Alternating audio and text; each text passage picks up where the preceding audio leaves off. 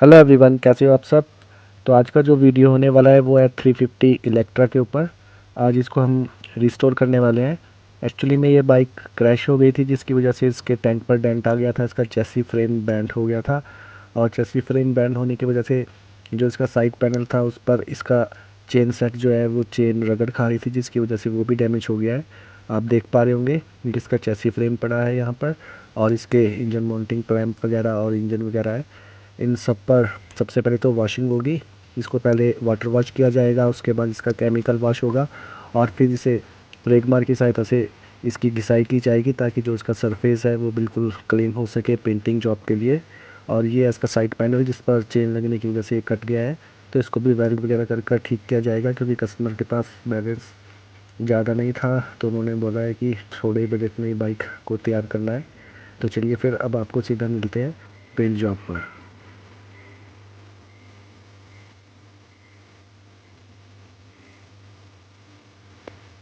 तो यहाँ पर हमने इसका वॉशिंग वगैरह कर लिया है सभी पार्ट्स का, केमिकल वॉश और वाटर वॉश। और उसके बाद इसकी रगड़ाई करने के बाद अब इस पर बेस कोट अप्लाई हो रहा है। बेस कोट कहीं ना कहीं ज़रूरी इसलिए हो जाता है क्योंकि बेस कोट ही हमारे बॉडी पार्ट्स वगैरह को जंग से बचाता है। और ये बॉडी पार्ट्स जो है इंजन के साथ अटैच होते हैं, तो ये भी गर्म हो जाते हैं, और गर्म होने के बाद कोई भी पेंट फेड हो सकता है। तो जो बेस कोट लगता है हमारा, ये फेड होने से भी पेंट को बचाता है। तो इसलिए हम इस पर बेस कोट सबसे पहले अप्लाई कर रहे हैं। और ये बेस कोट जंग लगने से भी बचाता है। तो जो इसका चेसी फ्रेम है वो भी जंग लग रहा था उसमें, तो उसको हमने अच्छे ढंग से रब कर लिया है और उस पर रस्ट क्लीनर भी मार दिया है। और उसके बाद जब इस पर बेस कोट लगेगा तो जो वो जंग वाला पार्ट है वो पूरी तरीके से सिक्योर हो जाएगा जंग से बचने के लिए। आप देख पा रहे हैं ये इसका चेसी फ्रेम है, इस पर भी अभी बेस कोट अप्लाई हो रहा है। तो स्टे ट्यून, आगे का वीडियो देखते रहिए।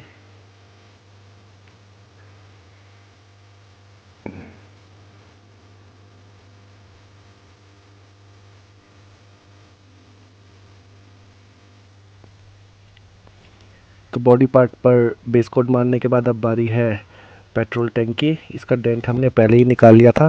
अब इस पर रेगमार से इसे रफ किया जा रहा है ताकि इस पर पुट्टी वर्क हो सके।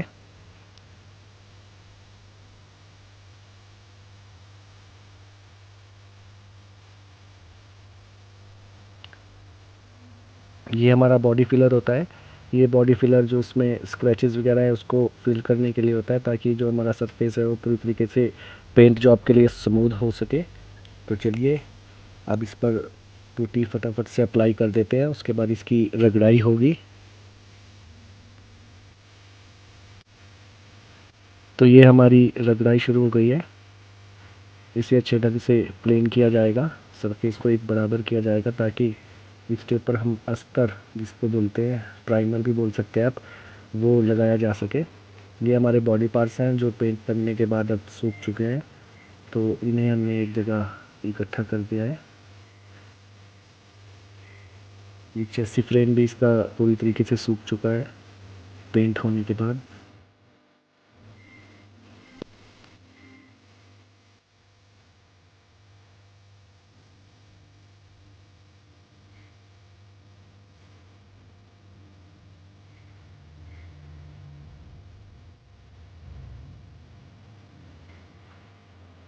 तो अब बारी है इसके इंजन वाले एरिया की। इस पर हम बेस कोड अप्लाई कर चुके हैं पहले ही। अब इस पर पेंट स्प्रे किया जा रहा है, जो इसका इंजन का पेंट होता है वो। आप सोच रहे हो कि जो इसका निकल पार्ट्स है वो क्यों नहीं कवर किया है, तो इस पर बफिंग होनी है। तो इस वजह से हमने इसे कवर नहीं किया है, क्योंकि बाद में इसको जब बफिंग करेंगे तो जो इसके ऊपर थोड़ी बहुत पेंट की फुहार गिरी हुई होगी वो बफिंग में साफ़ हो जाएगी।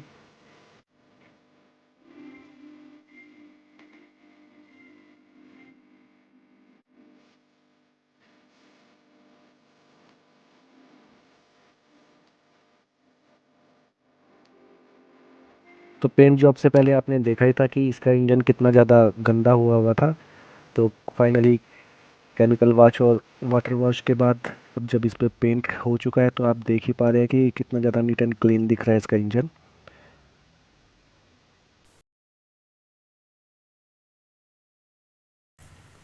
तो चेसिस फ्रेम की पेंटिंग जॉब के बाद और इंजन माउंटिंग के क्लैंप्स वगैरह पेंट करने के बाद अब बारी है इसके बॉडी पार्ट्स की पेंटिंग की। तो सबसे पहले हम इस पर अस्तर अप्लाई कर रहे हैं।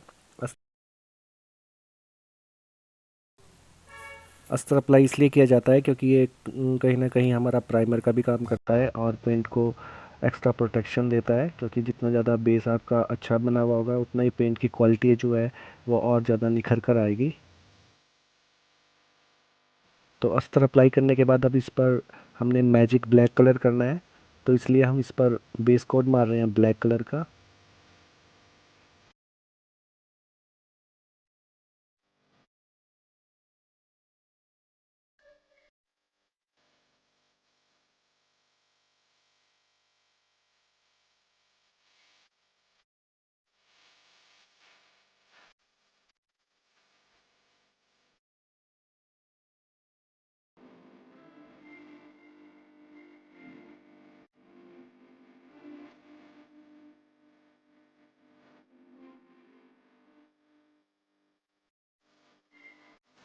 तो सभी पार्ट्स पर हम सबसे पहले बेस कोड अप्लाई कर देते हैं और इसके बाद आपको फाइनल पेंट जॉब में मिलते हैं।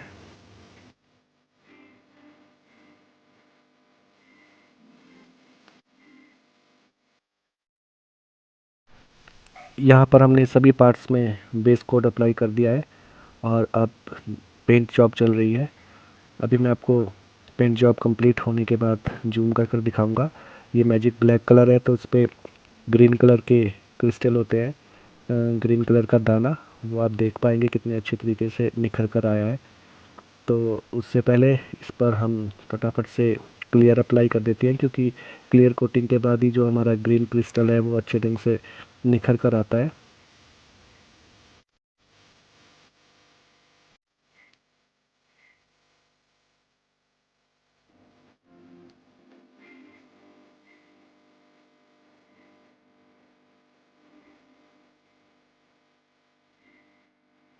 कैमरा पूरी तरीके से दिखा पा रहा है या नहीं ये मुझे अच्छे ढंग से नहीं दिख रहा है, पर फिर भी मैं आपको जूम कर कर दिखाता हूँ कि जो इसमें ग्रीन क्रिस्टल है वो कितने अच्छे तरीके से निखर कर आया है।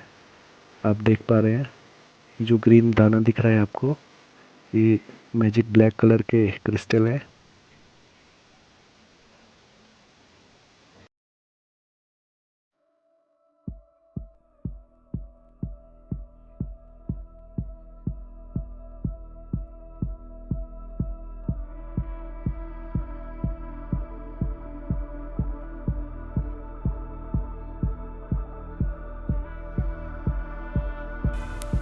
तो अब बारी है क्लियर कोट की पेट्रोल टैंक के लिए। तो जल्दी से पेट्रोल टैंक पर भी हम क्लियर अप्लाई कर देते हैं ताकि इसमें भी जो ग्रीन कलर का दाना आता है वो अच्छे ढंग से निखर कर आ सके।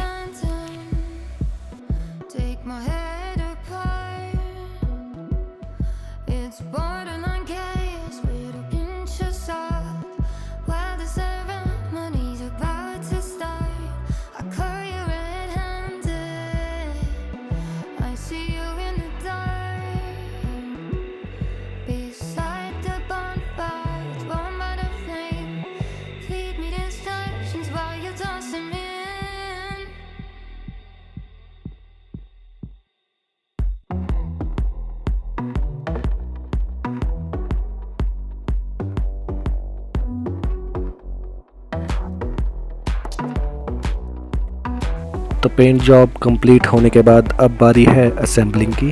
तो हमने फटाफट से इसका इंजन इस पर माउंट कर दिया है और पिछले शोकर भी असेंबल कर दिए हैं, आप देख ही पा रहे होंगे। उससे पहले जो इसके बॉडी पार्ट्स हैं उसको रबिंग भी करना पड़ेगा, क्योंकि जब पूरी बाइक असेंबल हो जाएगी उसके बाद पेट्रोल टैंक लगाकर हम इसकी रबिंग नहीं कर सकते हैं। तो उससे पहले इस पर इसी तरीके से हैंडल फिट किए बिना ही इस पर पेट्रोल टैंक रखा जाएगा और उसकी अच्छे ढंग से रबिंग की जाएगी, बफिंग की जाएगी। आप देख ही रहे हैं ये साइड पैनल है इसका, इसको अभी रबिंग जॉब की जा रही है। इसकी रबिंग करना ज़रूरी इसलिए होता है क्योंकि जो क्रिस्टल क्लियर कोटिंग के बाद आता है उसमें डस्ट पार्टिकल भी कहीं ना कहीं से आ ही जाते हैं। तो जब हम उस पर रबिंग अप्लाई करते हैं तो वो डस्ट पार्टिकल हट जाते हैं और प्योर जो क्रिस्टल होता है आपका, जो मेटालिक का दाना होता है, वो अच्छे ढंग से निखर कर आता है।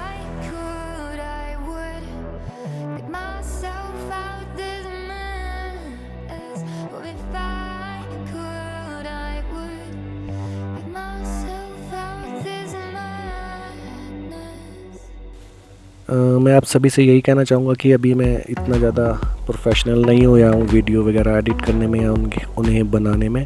तो जो आप लोगों को इसमें कमी लग रही है तो प्लीज़ मुझे कमेंट सेक्शन में जाकर कमेंट कीजिए कि मैं किस तरीके से इम्प्रूव कर सकता हूँ अपनी वीडियोग्राफिंग को, क्योंकि अभी नया नया मैंने चैनल स्टार्ट किया है तो अच्छे ढंग से मुझे पता भी नहीं है कि एडिटिंग कैसे की जाती है या फिर वीडियो किस एंगल से शूट करना चाहिए।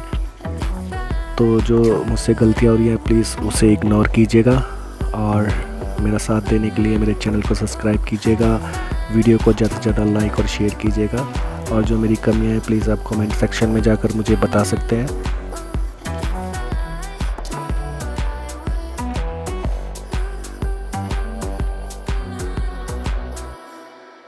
इसमें आप देख ही पा रहे हैं कि जैसे जैसे हम रबिंग कर रहे हैं टैंक की, उसकी शाइनिंग कितनी ज़्यादा और ग्लोसी हुई जा रही है, क्योंकि जितने अच्छे तरीके से आप जो आपके पार्ट्स पेंट होते हैं उन्हें रबिंग करेंगे तो उतने ही अच्छे तरीके से वो निखर कर आते हैं, उनकी शाइनिंग और ज़्यादा खिल जाती है। तो ये हमारी बाइक जो असेंबल काफ़ी हद तक हो चुकी है, पर उससे पहले जो उसका निकल पार्ट है उसकी हमने बफिंग करनी है, क्योंकि पेंट जॉब तो इस पर हुई नहीं थी, तो उसको बफिंग कर लेते हैं फटाफट से और मिलते हैं आपको फाइनल टच के साथ।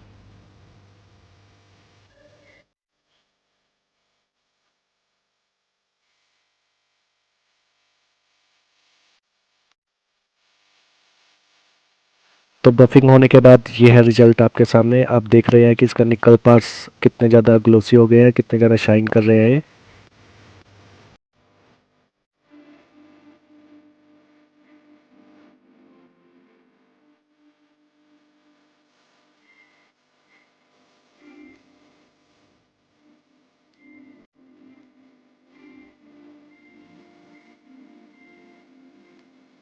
तो पेंटिंग, रबिंग और बफिंग जॉब होने के बाद ये रहा बाइक का फाइनल लुक। अगर आपको हमारे द्वारा की गई बाइक की रीअसेंबलिंग अच्छी लगी हो तो प्लीज़ मेरे चैनल को सब्सक्राइब कीजिएगा और वीडियो को ज़्यादा से ज़्यादा शेयर कीजिएगा।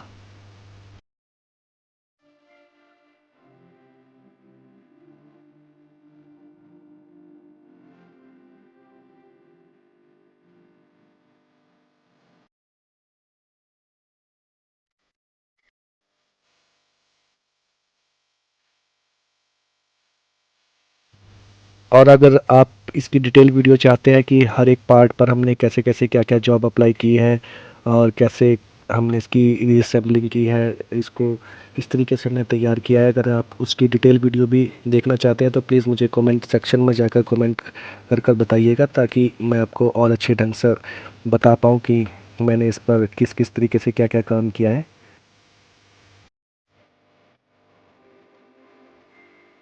और अगर आपको ये वीडियो पसंद आई हो तो आप इस चैनल को सब्सक्राइब कर सकते हैं, वीडियो को लाइक कमेंट और शेयर कर सकते हैं।